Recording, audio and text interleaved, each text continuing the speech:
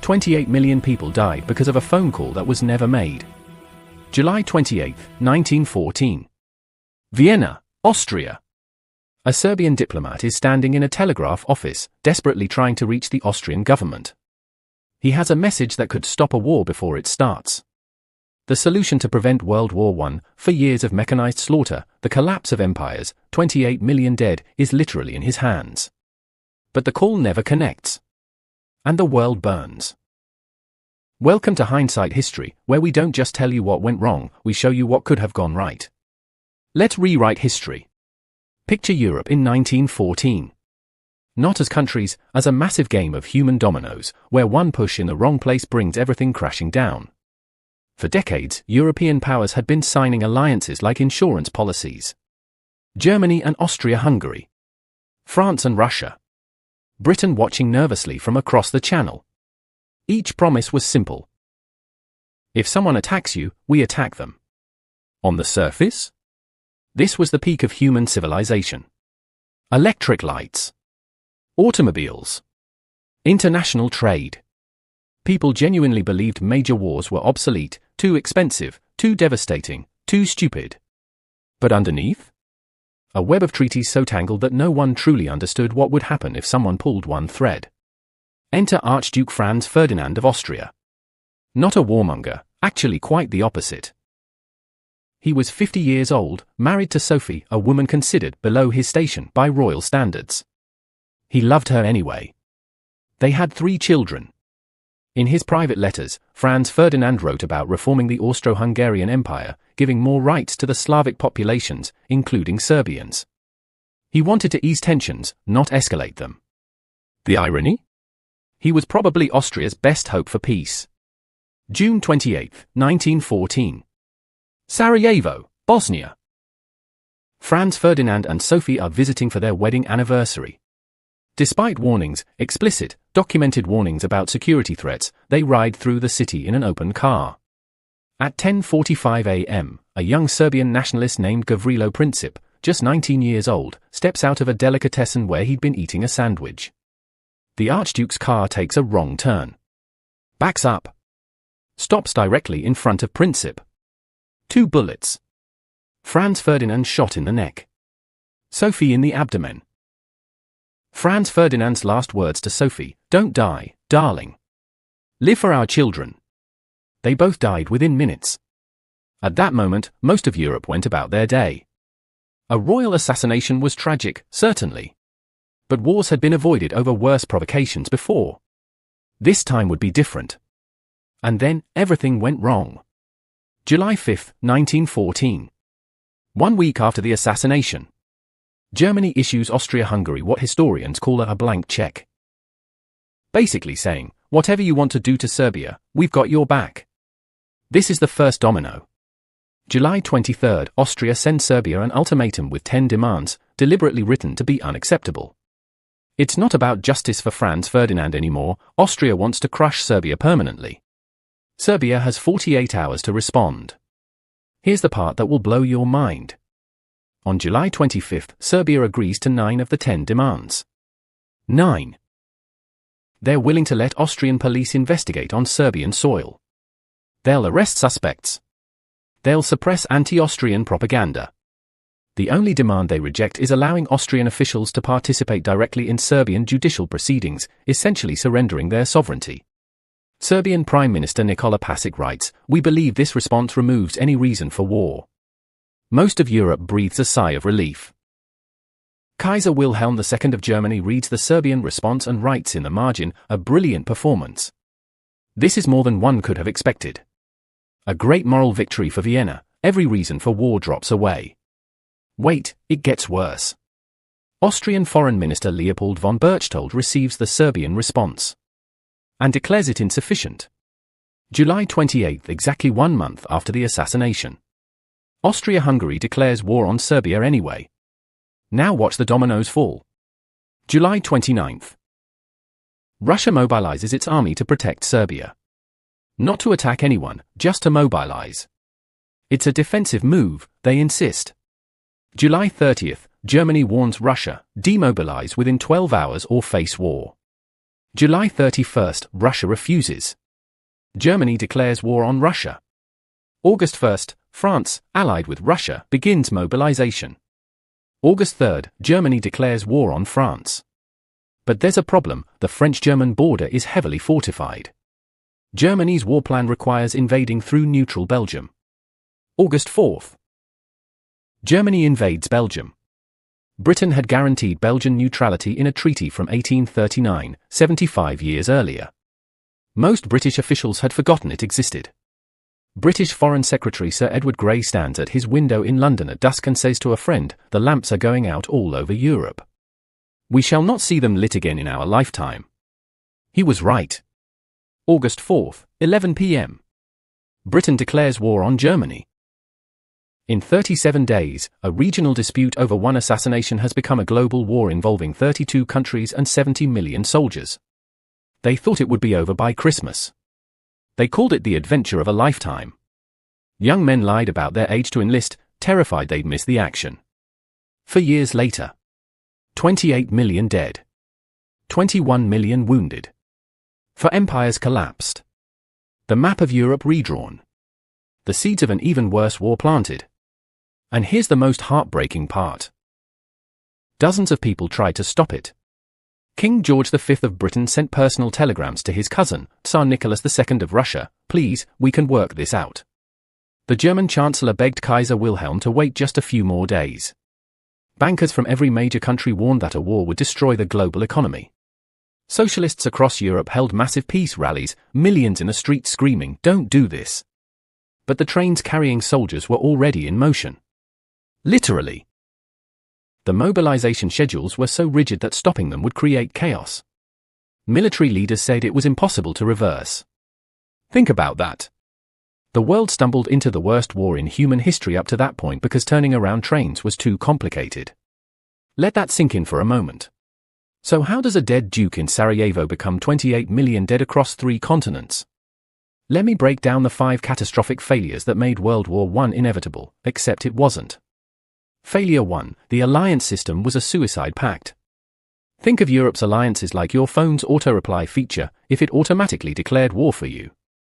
These treaties were designed to prevent war through deterrence. Don't attack my friend or you'll fight me too. Logical, right? But they removed human judgment from the equation. When Austria declared war on Serbia, Russia wasn't evaluating whether this war was worth it. The treaty said mobilize, so they mobilized. British historian Christopher Clark calls them sleepwalkers, leaders stumbling into a disaster none of them wanted, following rules none of them questioned. Failure 2. Mobilization meant war. Here's where it gets really interesting. In 1914, mobilizing an army wasn't like today where you can call troops back. It meant requisitioning every train in the country, pulling millions of men from civilian life, distributing ammunition from warehouses, feeding and moving entire populations. The plans were so complex that military leaders genuinely believed stopping halfway was impossible. German Chief of Staff Helmuth von Moltke told the Kaiser, "Your Majesty, it cannot be done. The deployment of millions cannot be improvised." Translation: we built a machine we can't turn off. Failure 3.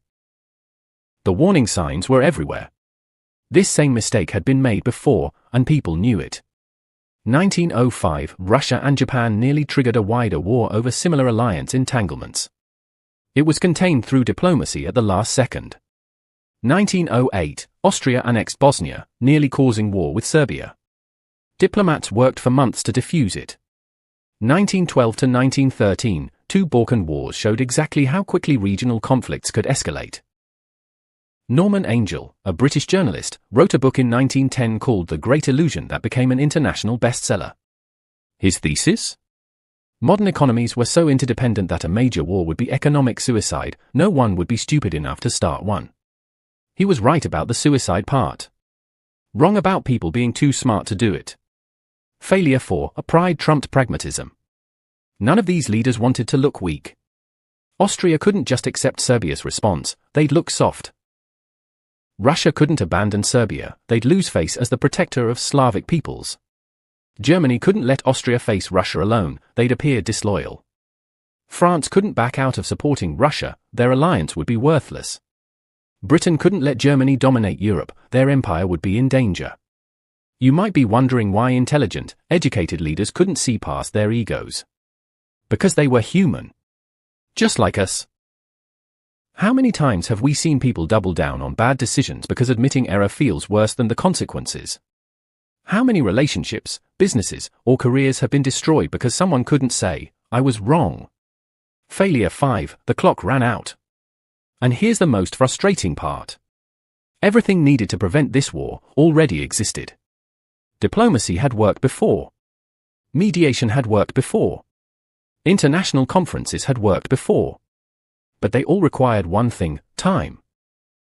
37 days from assassination to world war isn't enough time for cooler heads to prevail when everyone's operating on crisis mode. So if this was so predictable, why didn't anyone stop it? Because everything needed to prevent this was right there. And it was all ignored. Let me show you 4 realistic solutions that could have prevented World War I. Not fantasy. Not hindsight bias. These options were available, proposed, and ignored. Solution 1, the British mediation proposal. On July 26, 1914, British Foreign Secretary Sir Edward Grey proposed an international conference of ambassadors from Britain, France, Germany, and Italy to mediate between Austria and Serbia. How it would have worked. Step 1, delay Austria's military action for 7 to 10 days while talks occurred. Step 2, create a face-saving compromise. Serbia accepts most demands. Austria gets international recognition of its security concerns. Step 3. Great powers collectively guarantee the agreement, removing the need for alliance activation. This wasn't theoretical. This exact method had worked in 1913 during the Balkan Wars when Britain mediated between the warring parties. Grey sent the proposal on July 26, 2 days before Austria declared war. The ambassadors were literally in their embassies in each capital. No one had to travel. It would have cost nothing. Germany's ambassador to London, Prince Lichnowsky, supported it. He sent urgent cables to Berlin: "This could work. We must try." Germany blocked it. Not because it wouldn't work, but because German Chancellor Theobald von Bethmann-Hollweg feared Britain and France might pressure Austria into backing down. Germany wanted Austria to punish Serbia and worried diplomacy would weaken their ally. Cost of saying yes, potential embarrassment for Austria. Cost of saying no, 28 million lives. In this timeline, ambassadors meet on July 28 in London. Austria presents its case against Serbia. Serbia presents its acceptance of 9 demands and explains why judicial sovereignty matters. The mediators propose: Serbia accepts all 10 demands but with Austrian observers in trials rather than Austrian judges, preserving sovereignty while ensuring justice. Austria gets its security guarantees. Serbia keeps its independence. Franz Ferdinand's death is honored with tangible reforms in Balkan security. The crisis ends. No one mobilizes. No one dies. This exact diplomatic approach resolved the 1906 Moroccan crisis, the 1908 Bosnian crisis, and both Balkan wars in 1912 to 1913. The system worked when people used it. Solution 2, Kaiser Wilhelm's halt in Belgrade plan. Hold on, we need to talk about this. On July 28, after reading Serbia's reply, Kaiser Wilhelm proposed halt in Belgrade. Austria would occupy only the Serbian capital as a guarantee of compliance, then stop. No full invasion. No wider war. How it would have worked. Austrian troops occupy Belgrade only, about 20 miles inside Serbia. They hold it as collateral while Serbia implements the agreed-upon demands. Once satisfied, estimated 3 to 6 months, Austria withdraws. No Russian mobilization necessary because it's clearly limited and temporary, like a military escrow. Wilhelm sent this proposal to his chancellor with explicit orders to present it to Austria. He wrote, "This eliminates every reason for war." The military capability existed. Austria could easily take Belgrade without full mobilization. Here's where it gets infuriating. Wilhelm's chancellor never delivered the message to Austria. Bethmann-Hollweg sat on the Kaiser's orders for over 24 hours. By the time he transmitted a watered-down version, Austria had already declared war. All because Bethmann-Hollweg feared looking indecisive. He also believed a quick, limited war might actually strengthen Germany's position in Europe. Austria occupies Belgrade on July 29. It's aggressive enough to satisfy Austrian hawks. We responded with strength. but limited enough that Russia doesn't mobilize 6 million troops. Diplomats have space to negotiate while Belgrade is held. Serbia, wanting its capital back, fast-tracks every reform Austria demanded. Within 6 months, Austria withdraws. The crisis becomes a footnote, a tense diplomatic moment, not a world-ending catastrophe. Wilhelm himself wrote in his diary that this could have worked. A brilliant solution that my own ministers sabotaged. Limited military occupation as diplomatic leverage was standard practice. Austria had done exactly this in 1878 with Bosnia, initially occupying it temporarily before formal annexation in 1908, 3 decades later. Solution 3, Tsar Nicholas's partial mobilization. You're not going to believe what happened next. On July 29, Tsar Nicholas II ordered partial mobilization, only troops on the Austrian border, not the German border. This would protect Serbia without threatening Germany. How it would have worked? Russia mobilizes for military districts facing Austria, about 1.2 million men. The 8 districts facing Germany remain unmobilized. This sends the message: we protect Serbia, but we're not threatening you, Germany. Germany has no reason to feel encircled or declare war. The plan existed in Russian military files. Tsar Nicholas signed the order on July 29 at 11 p.m. It would have taken 2 to 3 weeks to complete, time for diplomacy to work. Russian military leaders told the Tsar it was impossible. General Sergei Dobrolsky said partial mobilization would create chaos in the rail system because the plans were inflexible.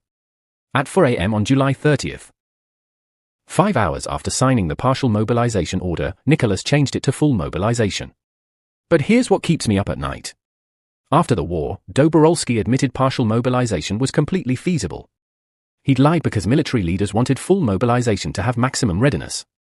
Partial mobilization proceeds. Germany, seeing Russia is only mobilizing against Austria, doesn't feel threatened. Austria, facing Russian pressure on only one front, becomes more amenable to negotiation.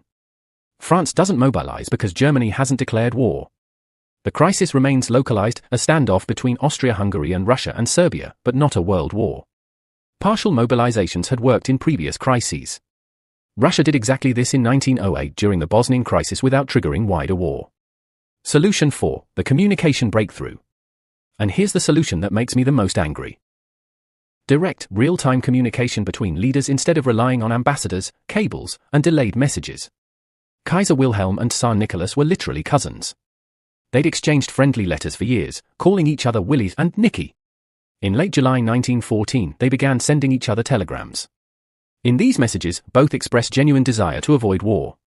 Nicholas, I beg you in the name of our old friendship to do what you can to stop your allies from going too far.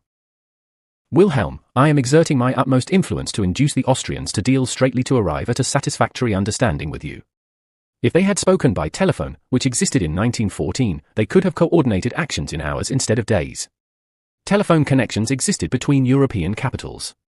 Wilhelm and Nicholas could have been connected within hours. Direct diplomatic hotlines were proposed as early as 1912 after the Balkan Wars. It was considered inappropriate for monarchs to conduct direct negotiations. That was what ministers were for. Both men were also afraid of looking weak by reaching out too desperately. July 30th, 1914. Wilhelm calls Nicholas directly. Nicky, what do you need to not fully mobilize? Willie, I need Austria to accept mediation or limited action. Your blank check made them reckless. If I pressure Austria to accept halt in Belgrade, will you stick to partial mobilization? Yes. 1 conversation. 1 agreement. Coordinated action. Austria takes Belgrade only. Russia partially mobilizes. Germany doesn't declare war. France stays neutral. Britain never enters. The Balkan conflict remains a Balkan conflict. This exact approach would later be institutionalized. After the 1962 Cuban Missile Crisis, the US and USSR established the hotline, a direct communication system between leaders, specifically because slow communication nearly caused nuclear war. They learned the lesson. In 1914, they hadn't yet. Let me rank the most effective solutions for you. Most feasible solution, British mediation, required only diplomatic will. Most effective solution, halt in Belgrade, estimated 90% war prevention. Fastest solution, partial mobilization, could be implemented in hours. Most cost-effective solution, direct communication, cost, 1 phone call. You might be thinking, that sounds too simple. It was simple. That's what makes it so heartbreaking. Critics argue that nationalist fervor made war inevitable, that public pressure forced leaders' hands. But here's why that's wrong. In late July 1914, European stock markets crashed and protesters filled the streets against war. Socialists held the largest peace demonstrations in history. The public didn't want war. The leaders sleepwalked into it anyway. While no solution is perfect, even a 50% improvement means 14 million people go home to their families. The most heartbreaking part? They knew. Someone, somewhere, had the answer. And they were ignored. All it would have taken was one person in power to listen. This same decision-making failure happens today. Think about it. How many times have we watched crises escalate because rigid systems designed for efficiency become impossible to reverse? Looking at you, automated trading algorithms that crashed markets in 2010. Alliance commitments force countries into conflicts they don't want. NATO's Article 5 is literally the 1914 alliance system, hopefully with wiser leaders. Pride prevents leaders from backing down even when the alternative is disaster. But here's the uncomfortable truth: we're still making this mistake. Right now, experts are warning about potential escalation in multiple regional conflicts. I'm not being alarmist, I'm being factual. Regardless of your politics, regardless of which countries you're thinking of, the same pattern emerges. Rigid commitments plus poor communication plus time pressure plus ego equals potential disaster. This disaster gave us the League of Nations in 1920. Flawed, but the first attempt at institutional war prevention. The Kellogg-Briand Pact in 1928, nations renouncing war as policy. The United Nations in 1945, after we failed to learn the lesson and did it all again.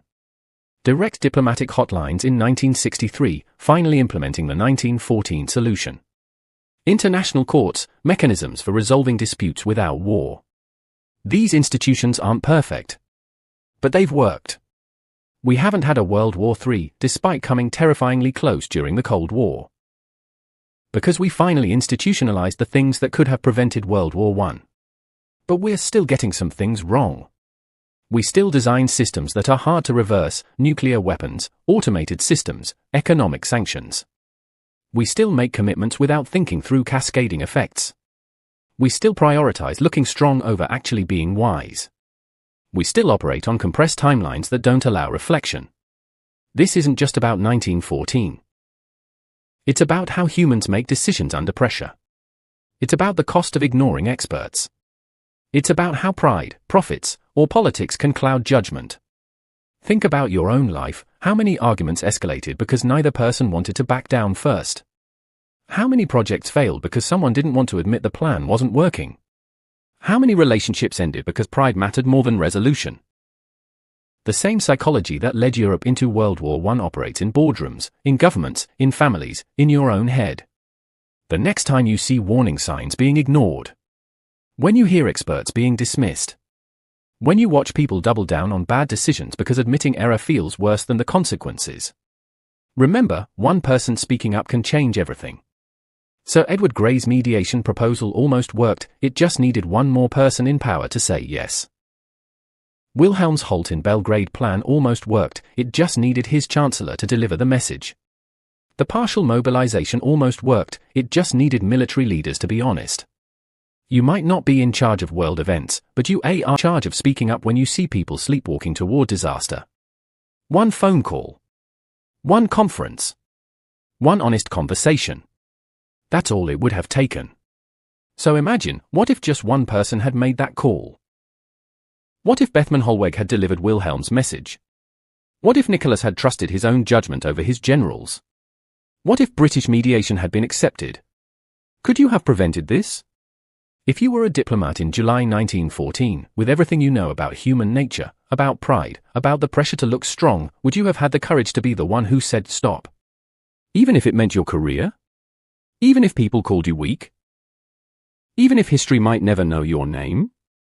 In 1914, Europe stumbled into a war that killed 28 million people, not because anyone wanted it, but because systems, pride, and poor communication created a disaster no one could stop. For solutions existed that could have prevented it: diplomacy, limited military action, partial mobilization, or just a phone call between cousins. They chose none of them. And the lesson matters today because we're still human, still making decisions under pressure, still capable of the same mistakes. Here's my question for you, and I genuinely want to know. If you had been a leader in July 1914 and you knew accepting mediation might make you look weak, would you have done it anyway? Or is it easy to say yes now because we know how it ends? Drop your honest answer in the comments, I'm reading every one. And if you want more stories of preventable disasters solved, hit that subscribe button. Next week, we're covering the 2008 financial crisis, and yes, it could have been prevented too. You won't want to miss the solution economists proposed in 2006 that was completely ignored. For more What If history, check out our video on the Titanic disaster, where we found 5 solutions that could have saved 1,500 lives. Link right there. 28 million names on memorials across Europe. 28 million lives. 28 million futures. All because no one picked up the phone. History doesn't have to repeat itself. We just have to listen.